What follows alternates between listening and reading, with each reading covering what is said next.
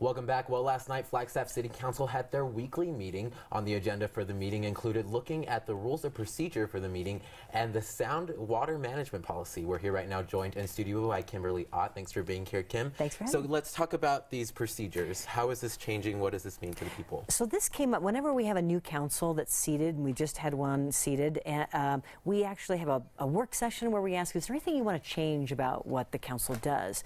And this council said, we want to look at ways to improve public input or allow the public that opportunity to engage in discussion. So the two big things that I think most of the public will care about is so that, you know, whether it's a public hearing or not, they want the public be able to comment on an agenda item and not give either the mayor or any one council member an opportunity to say, no, we're not going to take public comment. So that's the biggest one.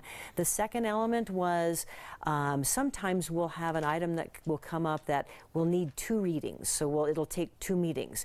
And there was a question of, does someone, if they've already talked public at the first meeting, can they talk at the second meeting? And the council basically said, yeah, if there are substantive changes between those times, then allow that comment to take place. So they weren't huge, but they were little changes, and again, all with the intent of allowing the public more opportunity to talk before the Flagstaff City Council. And is there any time in when you think this is going to be implemented, or it goes into effect? So once they talked about it in December, and then it took this long to actually get it before a council meeting so that they can implement these changes. So basically, starting next week, these rules will be in effect. Great. And y'all also talked about the sound water management policy. What is this? This came up. We had a citizen who petitioned council and said, I'd like you to revisit this. This was approved by council last April.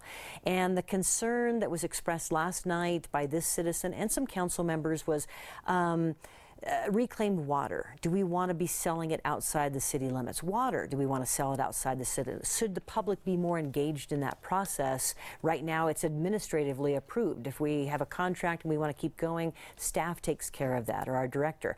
So those were the concerns, and that came before council last night. Now, on the flip side, there were those on council that said, you know what, we really looked at this over the last year. We feel we have all those elements, and we don't need to change that. Ultimately, it ended up in a 4-3 vote to leave it just as it is. One council member did, or actually our vice mayor asked several questions, and that'll probably come back over time, but the management principles will stay the way they are. Great. Thank you for being here, Kim. There's a lot to come, I'm sure. All right. All right, so we'll see you around soon. I'll be back. All right, Bonnie, back to you.